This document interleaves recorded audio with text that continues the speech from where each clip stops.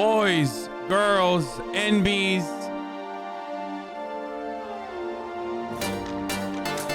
Donald J. Trump has lost the election to Joseph Robinette Biden Jr.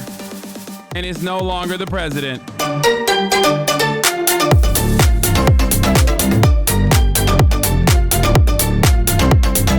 Today is a day for celebration. Today is a day where we can finally get together and unite as liberals, leftists, independents, people who hated Donald Trump, unite and just say, thank God we can go back to incrementalist neoliberalism and maybe pump the brakes a little bit on the fascism train, you know? Just a little bit.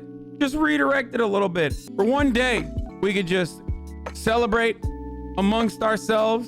And of course, more importantly than celebration, be the sore losers that we actually are. And what I mean by that is revel in the glory as the silent majority, which was never silent nor ever the majority, crumbles right before our eyes.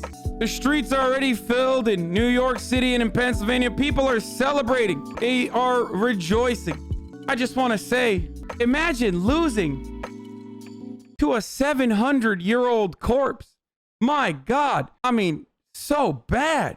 Donald Trump. Now, of course, the most exciting part about this process is that we found out that Nevada finally was able to count votes. That's cool. For a second there, I literally thought the entire state had zero mathematicians. Like, I just thought, you know, they said, fuck it. They kicked out all the, the savants that know how to count cards and shit, so they just didn't know. They were literally doing 3 votes a day at some point. They were like, oh, Clark County, Washoe County is releasing a new batch of votes. I'm like, okay, what is it this time? Oh, 10 votes for Biden? Sick, dude. I'm going to try not to be my usual self and tell you about, how things aren't going to be all that great yet. There's still so much work to be done. And instead today, we're going to try to be excited. We're going to celebrate, okay? What a beautiful picture it was that Donald Trump this morning sent his campaign's lawyers out to Four Seasons Landscaping in Philadelphia, which confused a lot of journalists in the press pool. They were like, 4 Seasons? And they called up Four Seasons. They were like, what's going on? We don't see anyone there. And they were like, no, it's Four Seasons Landscaping. They rushed over to Four Seasons Landscaping. Why? Why is that funny? Well, because the campaign is hemorrhaging money. They didn't have enough money to get the Four Seasons, so they went to Four Seasons Landscaping. Meanwhile, Trump is still trying to fundraise, saying, I'm going to, launch a legal campaign. Please give me money. He's trying to milk the racist vote dry. You know what I mean? All around the country, suckle on their teat one last time. Then we found out in the fine print that 50% of the fundraising he's doing for the litigation is just going to debt relief. This motherfucker can't stop conning, dude. The ultimate scammer. So what did he do? He sent his lawyers out there to Pennsylvania. He sent his lawyers to the Four Seasons Landscaping. And while they're out there crying about, how there's cheating going on, Associated Press calls it, CNN calls it, ABC calls it, NBC calls it, and then finally, and I gotta show you this video because this is fucking sweet, dude. This shit is juicy. Mr. fucking touchdown king of Indiana, Brett Baer, looking like a goddamn henchman, is forced to reckon with the reality. Let's take a look, ladies and gentlemen. What is this video? What's going on here? The Fox News decision desk can now project that former Vice President Joe Biden will win Pennsylvania and Nevada, putting him over the 270 electoral votes he needs to become the 46th president of the United States. Donald Trump, the 45th president of the United States, who's... Wow, dude. Fuck me, dude. That's so good. Oh my God. Apparently Twitter... If you type loser, Donald Trump comes up? Nope, doesn't happen for me. Well, that's a bummer, but what are you going to do? I almost just, people, go to people tab. Oh my God. Yep, you're right. Look at that. Donald Trump coming up on the top. When you Google, when you search loser on Twitter, talking about all the stuff that happened, like for the past couple of days, we've been doing non-stop analysis talking about the future, talking about what the Democratic Party needs to do going forward, assessing the victories, but also completely assessing how marginal of a victory this is, no matter what happens, especially in important states that are supposed to be important states that delivered Joe Biden the victory here. But in all of that, the one thing that I haven't really talked about as much, even though I briefly mentioned it, is that independents, maybe some of the wealthier white suburbanites might have swum back to Joe Biden. But this election was still won by the bulwark, the firewall, the base of the Democratic Party, the radical poors, and also, more importantly, or predominantly black and brown people. Donald Trump might have increased his turnout in the Hispanic community. Donald Trump might have increased his turnout in the black community by 4 points. And these are not negligible. This is really important to assess. This is really important to recognize. But ultimately, as much as I'm critical of Stacey Abrams, for example, her efforts in turnout, in driving turnout in Georgia is part of the reason why Georgia turned blue, as far as we know. Part of the reason why Georgia turned blue after decades. That has to be noticed. That has to be remembered. In the upcoming days, listen, there's gonna be a lot of dissecting. People with their own points of view are going to utilize the events that are happening in front of our eyes to their own means, like to say, oh, this is why centrism is good, look, or this is why the left is bad. We lost because of the left and we won because of centrism. Meanwhile, of course, you got radical Marxist Kamala Harris. You got an Indian Jamaican woman who was called a radical Marxist all the way from start to finish, even though she's not, of course. And she fucking is gonna be the first female vice president of the United States of America. I say this is pretty good, man. I think socialism is pretty tight. Kamala Harris, I'm just gonna lean into it. Yeah, Kamala Harris is a Marxist, is a radical Marxist. After all, Donald Harris, her father, a very famous Marxist economist at Stanford. So, you know, maybe Marxism not all that bad, huh?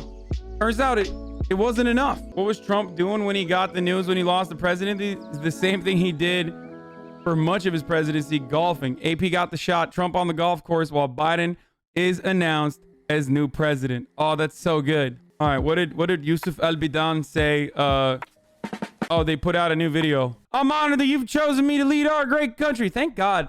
You know, one shining glimmer of light in the Joe Biden presidency, in the Joe Biden administration, is that I'm a lot better at doing a Joe Biden impersonation than I am at doing a Trump one. So, like, you know, that's something that at least you guys can look forward to in the chat, because you would cringe so much when I did the purposely bad Donald Trump impersonations. Like, now I can at least do a decent Joe Biden.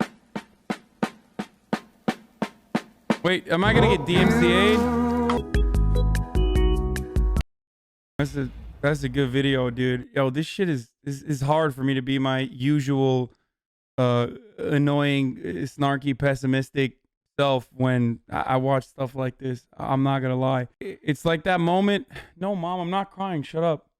My mom is making fun of me. This is basically like that moment where I forget that all the horrible stuff that Joe Biden has done in his personal career in the 47 years that he's been in Congress. It's like one of those instances. Of course, I don't forget no matter what, but it's kind of like on the debate stage when he hung his head down when Donald Trump was like unloading on him and talking about like Hunter and how, you know, he's an addict and whatnot. And he just solemnly said, like, you know, Hunter had an addiction like many Americans face, like that's afflicting so many of our communities.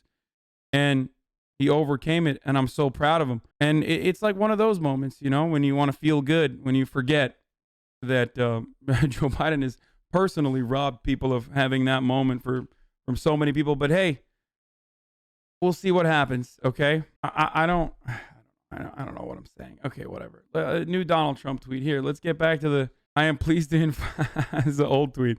I am pleased to inform you that Celebrity Apprentice has been renewed for another season by NBC. See you at the NBC upfronts tomorrow.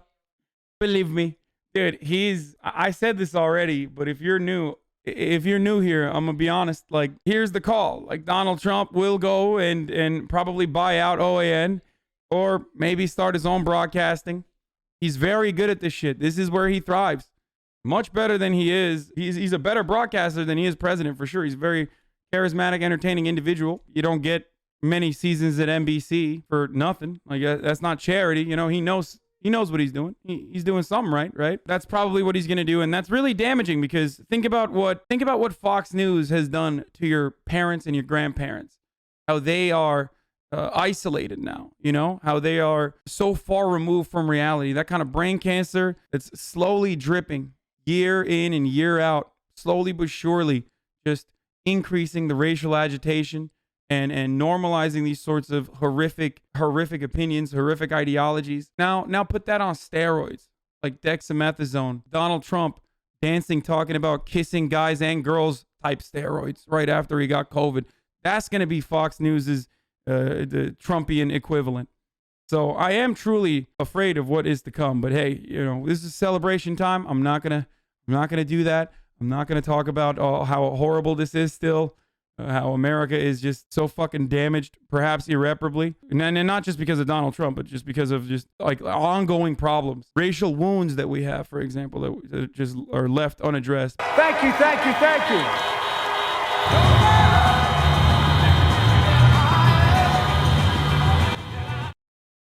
Okay, ladies and gentlemen, that's the vice president-elect Kamala Harris, and also the president-elect Joseph Robinette Biden Jr. Delivering what I would probably say is mid. A speech that I would consider mid, but hey, what are you gonna do? Listen, today's the day for celebration, so I'm holding it in. You know, I don't really care about the stutters or anything like that. Obviously, who gives a fuck? No takebacks. He's president now. Sucks to suck. But I do fear that the next 4 years is just going to be basically Biden not even able to appoint a single judge because the obstructionist Senate will refuse to confirm, as he centers his entire campaign or in his entire administration's goals around fixing our deficit and talking about how many concessions he's going to make to the Republicans. At least we don't have Donald Trump in office. And if anything, I will remind myself, unmute what? I'm not going to play music, man. Here, you want me to unmute, dude? Let's see what's going on, okay? Just so I get a fucking DMCA, dude. Here, unmute.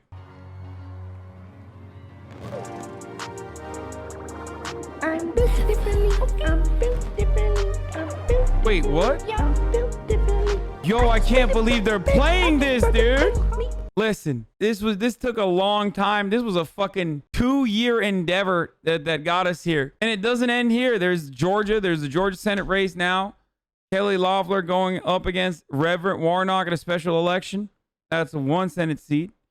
And then you have David Perdue going up against John Ossoff. That's the 2nd Senate seat. Now, this is a key race. These 2 races are going to be huge. Slated to become the most expensive congressional race in the history of American Congress. Of course, vote John Ossoff and vote for Reverend Warnock. But even though 4 years of this, yeah, no, it's going to be fucking awful. Okay, listen, I just hope, I don't know. I hope we get something, dude. I hope we get something, anything, you know? Public option, that's tight. Like, I'll take it. $15 minimum wage, that's tight. I'll take that. I'll take anything. Because people are going to constantly say going forward, you know, Hasan, you don't understand. You don't understand. You're criticizing a government, but they have no option. I want them to fucking fight. I want the Democrats to fight like hell. I want the Democrats to fight for you. I want the Democrats to fight for me. I want the Democrats to even fight for the racist dipshits that didn't vote for them. I want them to fight as hard as Donald Trump did. And I want the Senate and Congress to be lockstep in a similar capacity, fighting as hard as humanly possible to advance a progressive agenda, no matter how marginal it might be, no matter how incrementalist it might be. I hope that they will do this. The executive orders are easy. I think we're going to see a lot more of that. The less power Congress has, the more the executive orders are going to take effect. Now, of course, then we have a Supreme Court that's going to stop everything every step of the way, but I don't know. I want to be hopeful. We can do anything we want as long as we have organization, as long as we believe in ourselves, as long as we can build labor power back in this country. And Joe Biden did champion that shit pretty hardcore. I think his administration understands to some degree that unions are going to be key in continued Democratic Party power. I don't know if they will, though. We'll see what happens. Your commentary is more boring than Biden. Well, unlike Joe Biden, I fucked your mom. So how about that? And she certainly did not consider it to be boring. Have you have any more comebacks besides fucking my mom? Yeah, I fucked your dad too. Yeah. Your dad's gay now. There you go.